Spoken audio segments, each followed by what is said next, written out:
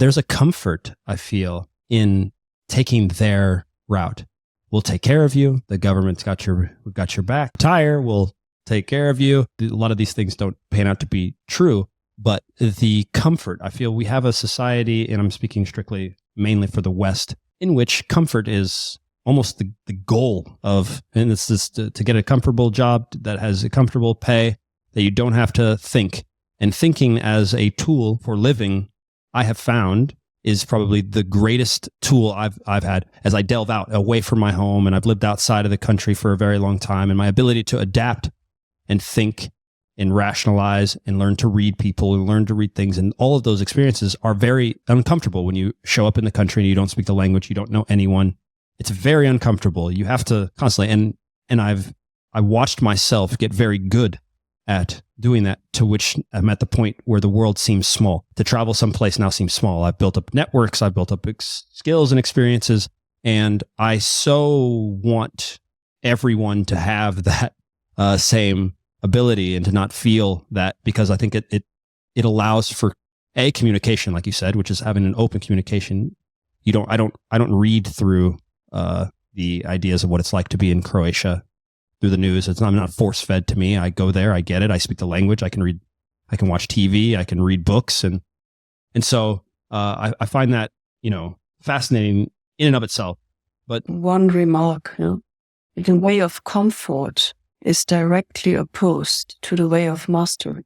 That's no. That's actually, I'll touch on that there, because we teach a lot of football skills and on our other channel.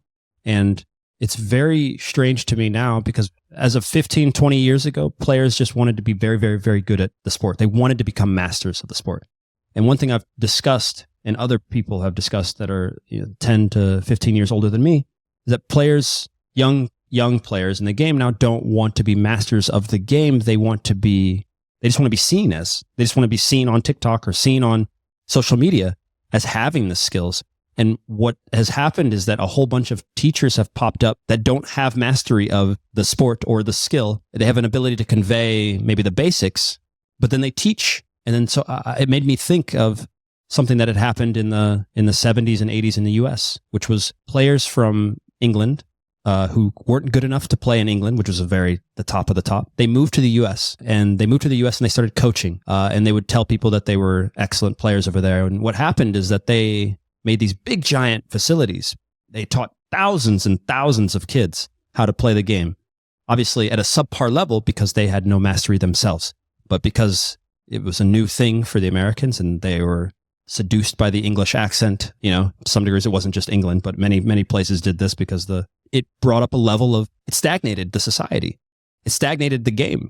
And I wonder if that can happen now, especially with these mass tools. If you go and you learn from someone who isn't like yourself, has spent decades understanding this topic in order to try and, I can ask you questions and you come back with knowledge points, and I'm sure you're even dumbing it down so I can understand even more clear.